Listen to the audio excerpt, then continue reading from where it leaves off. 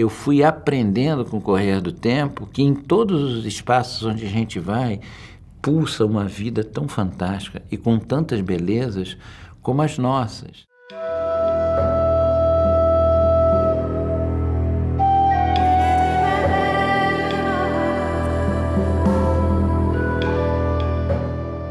O universo é um grande exemplo disso, né? Ele parece plácido, estável, mas na realidade é a vida, né?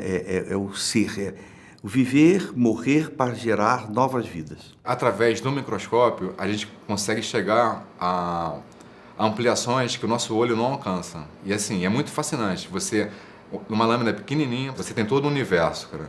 Você pode pegar uma gota e ali você vê todo mundo de vida, de protozoários, de vírus, de bactérias.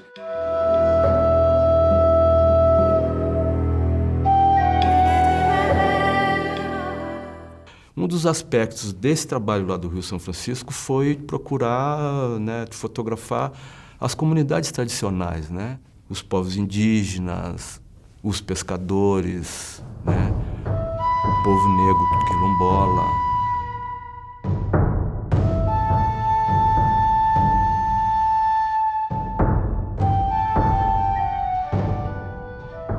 Eu acho que a função de um documentarista é também fazer quem está vendo esse trabalho a pensar. E se o teu trabalho conseguir sensibilizar essa pessoa que está vendo, isso já é algo assim muito positivo. Porque todas as pessoas, independente da classe social e até independente da idade, elas sonham. E essa realização desses sonhos, né, que nós como fotógrafos acompanhamos, é que são os seus fazeres. Então, quando eu falo da beleza, eu não falo só da beleza física, estética, também falo dela, né? Mas eu falo da beleza das realizações.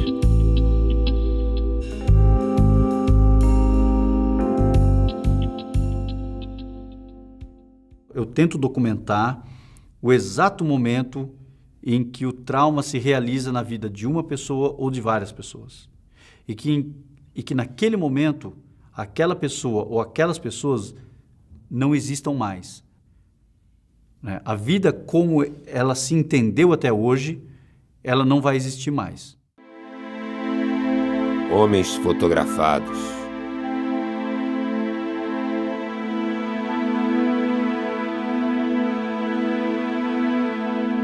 Homens registrando a vitória ou a paz?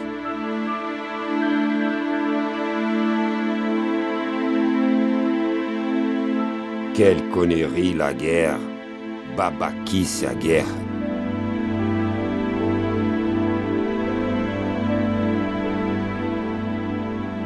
Escreveu o poeta Jacques Prévert.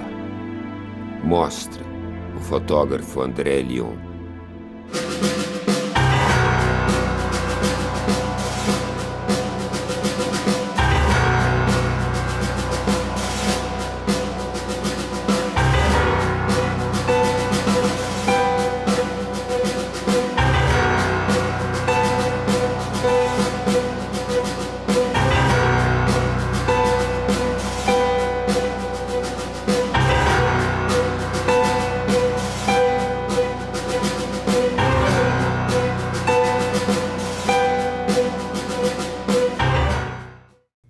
O universo pode ser medido em trilhões de quilômetros ou em milimicrons. Depende para onde se olha. Em todo momento, seja no micro ou na macro, quando a gente faz uma captura, a gente enxerga muita vida mesmo, assim, uma coisa muito interessante, assim. Às vezes eu até brinco, assim, eu tô vendo uma imagem, tô vendo um lago, tô vendo uma folha, tô vendo uma árvore, já tô imaginando que mundo tem ali dentro, assim, o que eu posso fotografar ali dentro.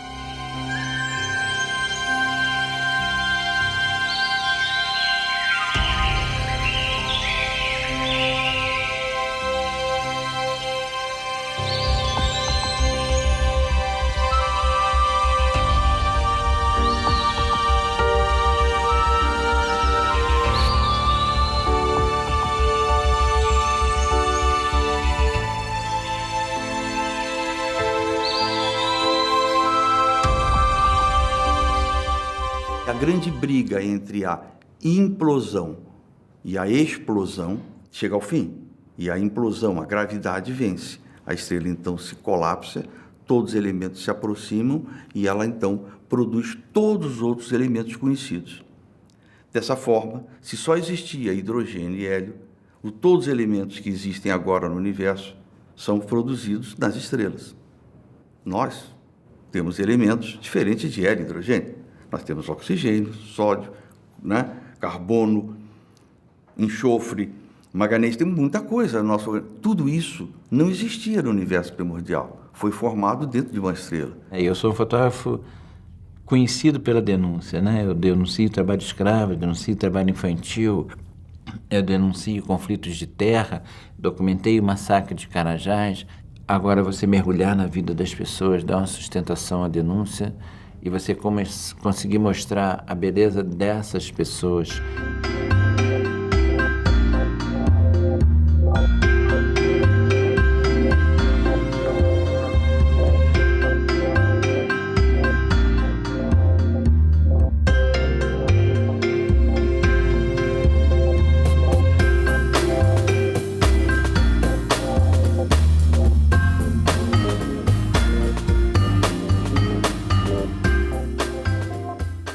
Somos o que fazemos, mas somos principalmente o que fazemos para mudar o que somos. Eduardo Galeano. Percorrendo o bairro, vimos um casal de cadeirantes que começamos a olhar e começamos a perceber assim, algumas dificuldades. Só observamos assim, bons momentos, assim, como é que eles estavam transitando pela rua e as dificuldades que estavam enfrentando. Era um casal que tinha também um casal de filhos, um de 1 ano e a menina devia ter 4 anos. E chamou a atenção assim, o carinho, o cuidado que eles tinham com as crianças.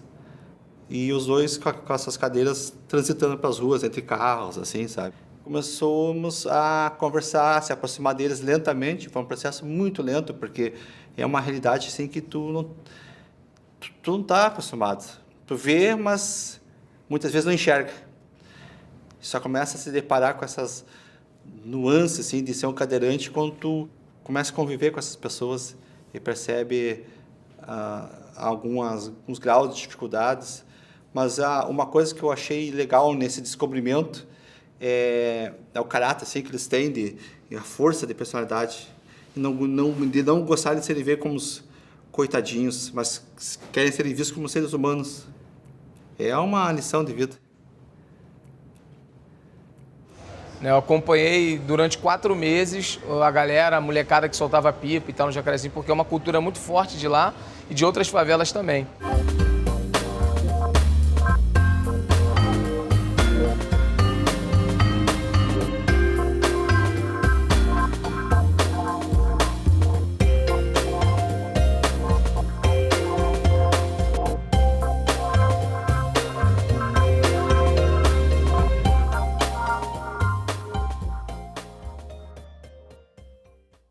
E um dos primeiros trabalhos eu fiz com uma colega, a gente foi pesquisar na periferia de Porto Alegre, um cirquinho pobre, muito pobre, circo de periferia. Então a gente foi 2, 3 vezes assistir o espetáculo, fotografar e entrevistar pessoas, né? Então, tinha coisas absurdas. Por exemplo, o circo sempre tem um número que é com animal, hoje até está proibido, né? Mas nessa época era bizarro. O animal que o circo tinha era um porco. Então o número com o porco era fazer o porco dar a volta no picadeiro de joelhos.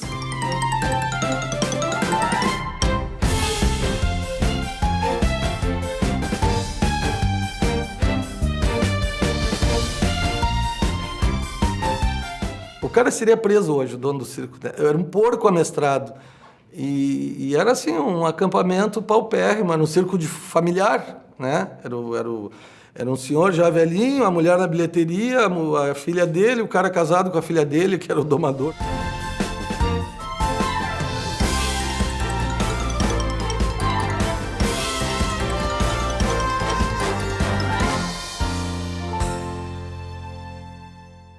Vânia Toledo fotografou gente do Pantanal e gente da Ribalta. E eu fiquei muito bem impressionada com a capacidade que o pantaneiro tem de sobrevivência pessoal. Eles sabem cozinhar, costurar, o bicho que ele mata, ele faz o sapato, faz a roupa, faz a veste, ele sabe fazer silêncio, ele tem um olhar de profundidade. E eu falei, gente, que aguçamento que esse povo tem de olhar. Aí, em Campo Grande, eu montei uma tendinha branca com a minha maleta de fotografia virada para cima e fotografei todos à luz do meio-dia. Todo mundo que passava falava assim, eu estou fazendo um livro do Pantanal, você quer aparecer? E provavelmente nunca tinham sido fotografados, sentava e pousava para mim. E tinha uma entrega de olhar, tinha uma entrega de alma, uma coisa tão absolutamente genial.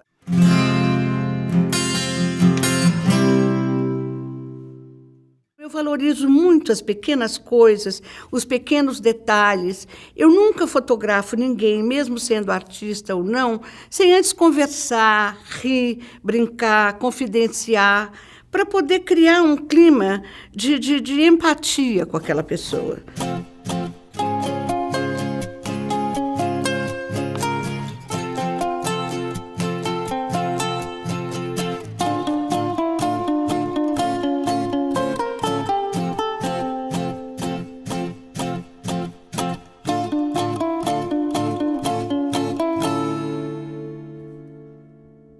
Por o Rio São Francisco ser um rio de caráter nacional, né, o maior rio brasileiro, aquele debate não deveria ficar reduzido a uma questão regional. E a gente encontrou inúmeros açudes grandes, enormes, com um monte de água, né, e esses açudes nunca secam, né? O grande problema é que essa água não é distribuída para o povo que precisa da água, né? Então é o seguinte, você vê que tem os açudes, mas que não tem nenhuma interligação através de adutoras entre um e outro, né? Ou seja, antes de fazer a obra, eles nem tentaram distribuir essa água que já existe nos açudes. Então a água é um fator de luta de classe, sim. Essa água serve a quem? Eu acho que a reforma agrária ela está acontecendo desde a época de Moisés, quando ele levou aquele povão para passar o Mar Vermelho, para conquistar a terra, a reforma agrária já começou ali, né? E até hoje está para terminar. Eu acho que hoje em dia a gente divulga muito pouco esses efeitos que o Movimento Sem Terra teve na sociedade. Nossos assentamentos é coisa impressionante. Você vai no Sergipe, um assentamento que eles fazem no coletivo, no ano retrasado, nós estamos em 2012, 2010, 2011, eles produziram 150 mil sacos de milho, gente. E ninguém fica sabendo. O curso de Direito, que teve a formatura pelo Pronera, só de assentados e pequenodutores do Pronera de Direito, onde eles prestavam o exame para a OAB e 5, antes de terminar o curso, passaram na ordem da OAB. Assentado. Vida e morte em um só movimento. Esse trabalho chama Eros e Thanatos, que eram fotografias tumulares misturadas com fotografias eróticas de uma oficina, que não existe nenhum lugar onde uma mulher nua se sinta mais à vontade do que numa oficina mecânica, né? E elas, enfim, se encaixam muito bem. É uma pena que esse hábito tenha se perdido, porque elas estão muito alegres ali como companheiras desses mecânicos e passam anos vivendo ao lado deles, né?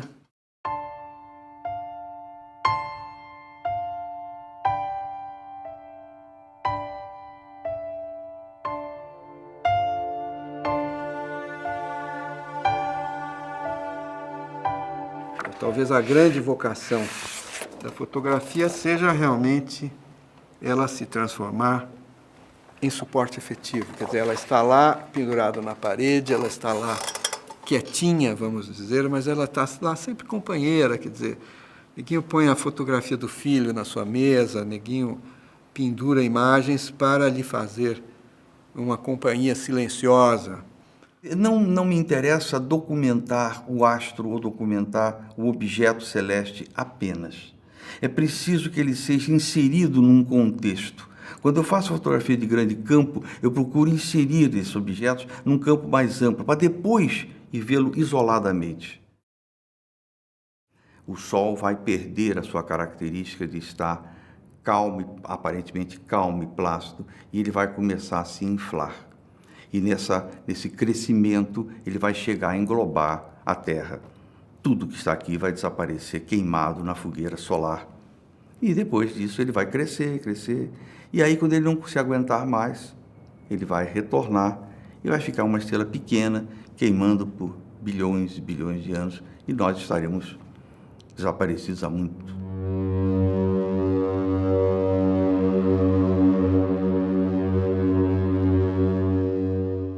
O homem tem capacidade destrutiva muito maior do que esse Sol que cresce, né? Tinha uma casa, né, cheia de soldados de Gaddafi, que eles tinham escapado de uma base e se abrigado dentro dessa casa. Dentro dessa casa tinham mais ou menos 100 soldados de Gaddafi. E os rebeldes começaram a bombardear essa casa de muito, muito, muito perto. E eu estava ali documentando isso.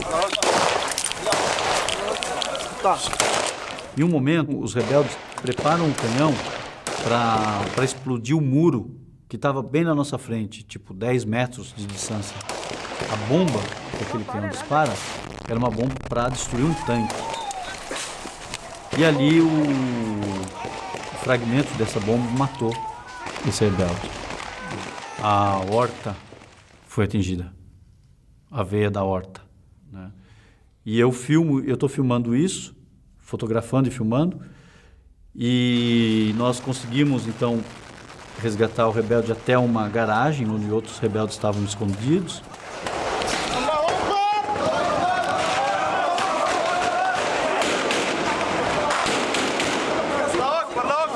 E ele perdeu todo o sangue dele em menos de um minuto.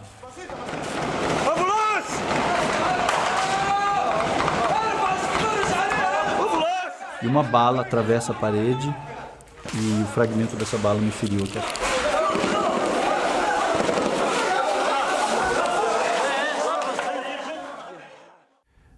Aqui nas costas. Na hora eu achei que o ferimento fosse bastante sério, mas que a dor foi muito, muito grande. Mas depois eu senti que não tinha sangue, que eu tinha pouco sangue. E falei, ok, vamos continuar trabalhando. Até que... Porque eu sabia também que ali ninguém ia poder parar de atender aquele homem para me atender. Então, depois eu fui para o hospital e eles tiraram ali o negócio. Estava bem superficial. Eu estava cobrindo uma outra pauta para o jornal. E aí o meu chefe liga e diz assim, vá voando para o Jardim Botânico porque tem um sequestro com reféns e tal. Eu falei, o que eu vou fazer lá? Ele falou, não quero saber. Você é fotógrafo da sucursal, você vai ter que estar lá. Eu disse, não, mas vai estar toda a imprensa, depois a gente compra a foto. Eu disse, nananina, não. Durante o processo, assim, na minha cabeça passava um filme que parecia assim que eu estava presa a um filme de terror. E aí que eu descobri também que eu não gostava desse tipo de coisa. Eu não tinha aptidão para esse tipo de coisa. Fiquei um ano trabalhando essa sensação de impotência, né? Eu me lembro de uma outra ocasião no jornal O Dia, que eu saí da redação para fazer uma pauta que era o mapeamento que a polícia faria nos morros. Eu achei que era uma coisa assim, eles iam lá mapear e tal. Quando eu vi, os caras estavam dando blitz, dando rasantes, e eu de vestido dentro de um helicóptero. Né? O que eu estou fazendo aqui? Tem gente que tem aptidão para isso. Eu não... Minha área é outra, assim, não consegui conviver com isso. Muitas vezes, quando eu me escondo atrás de uma câmera, eu consigo suportar o que eu estou vendo. Mas eu não conseguiria fazer isso se eu não tivesse com uma câmera na mão. São situações que eu me blindo ali para eu conseguir continuar trabalhando.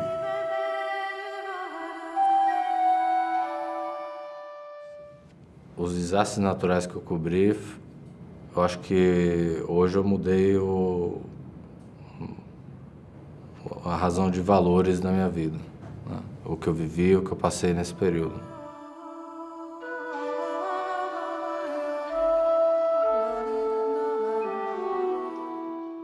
O Haiti, o país já era pobre, né? Então o fato das pessoas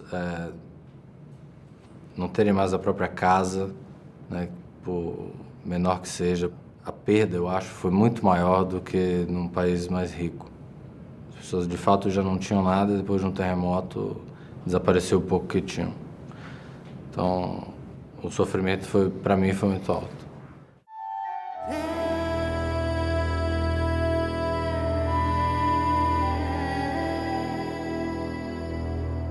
A série do Haiti, na verdade, eu não quis fotografar o que exatamente. Eu fotografei, claro, eu tenho fotos do Haiti, dos dias antes e depois e durante o terremoto, mas para mim o que representava aquilo tudo eram aquelas roupas que eu via no chão e que são reais.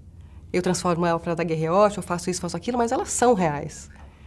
E para mim, aquilo, mais do que todo o resto, aquelas roupas que parecem corpos esvaziados e abandonados, para mim aquilo era a representação.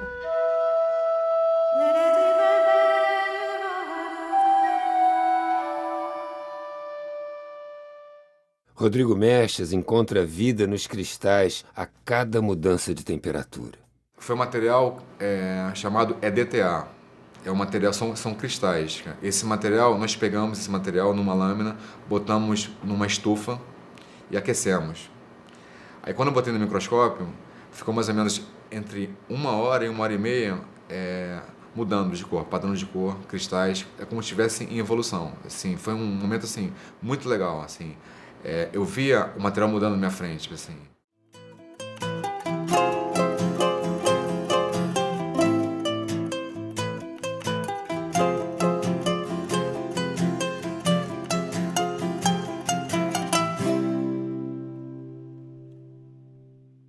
Nós somos parte de uma estrela.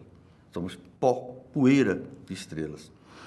E esse é a eterna luta da vida e da morte. Nós vamos, como no nosso Sol, também chegar ao seu fim, ao seu ciclo. Ele vai nos englobar e vai nos destruir completamente. E voltaremos, os nossos elementos serão novamente distribuídos no universo para irmos para outros lugares, outras paragens, quem sabe em outros, junto a outros sóis, formar outros planetas e outros seres. Enfim, esse é o ciclo da vida.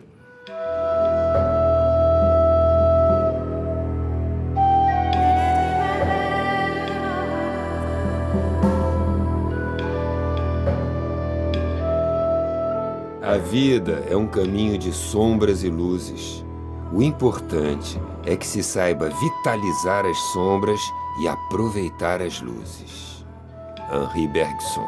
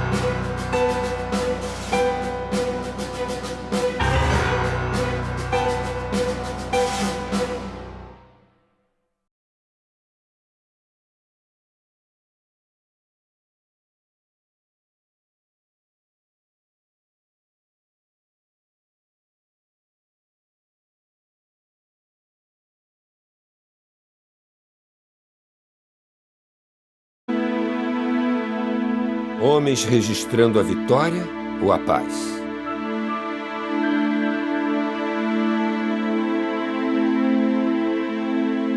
Quelle connerie la guerre, babaquice a guerra.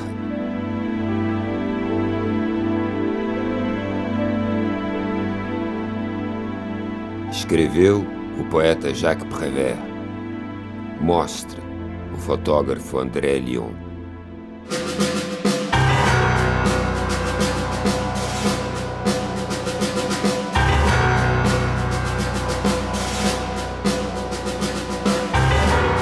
Mas eu falo da beleza das realizações.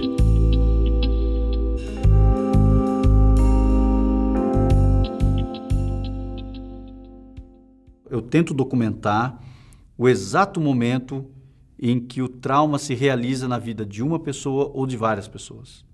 E que naquele momento, aquela pessoa ou aquelas pessoas não existam mais. Né? A vida como ela se entendeu até hoje, ela não vai existir mais. Homens fotografados.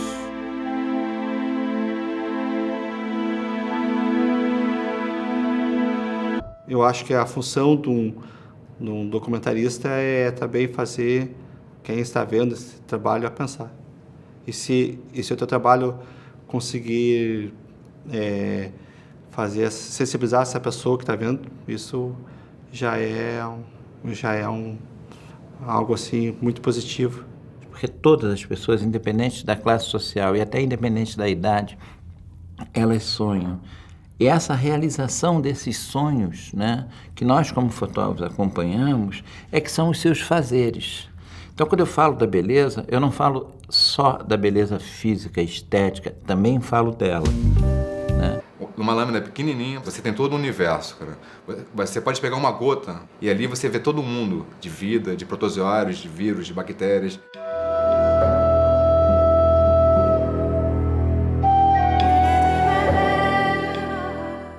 Um dos aspectos desse trabalho lá do Rio São Francisco foi procurar, né, fotografar as comunidades tradicionais, né? Os povos indígenas, os pescadores, né? O povo negro quilombola.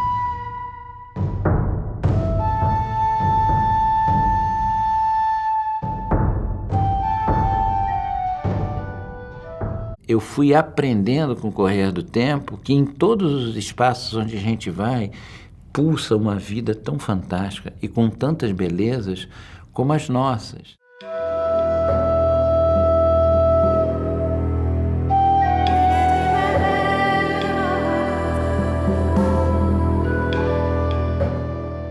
O universo é um grande exemplo disso, né? Ele parece plácido, estável, mas na realidade é a vida, né?